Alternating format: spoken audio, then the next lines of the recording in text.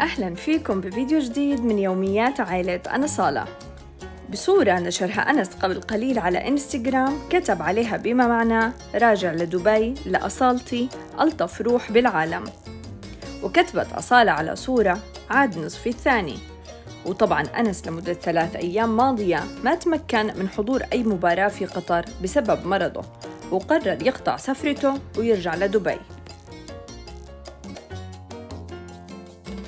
وفي لقطات شفنا أصالة مع سارة وغيث وأهل غيث بمطعم في دبي وكانوا بيتناولوا السوشي، وسارة وأصالة غيروا من تسريحات شعرهم. هاي يا جماعة كيفكن؟ طبعا جايين ناكل سوشي أنا ومنى وأصالة. هيك ملتي هي بالحكي. أصالة في موضوع أكل. لك أصالة مجهزة إيدها.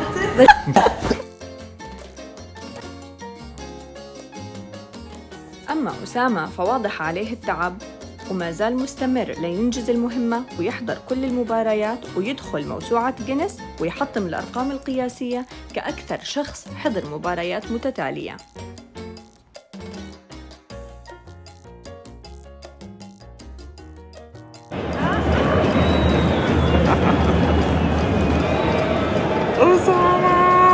تابعوني لكل جديد ومميز من مقاطع وصور وفيديوهات لعائلة أنا صالة ولأصدقائهم المقربين في دبي. شكراً لمتابعتكم ودمتم بخير.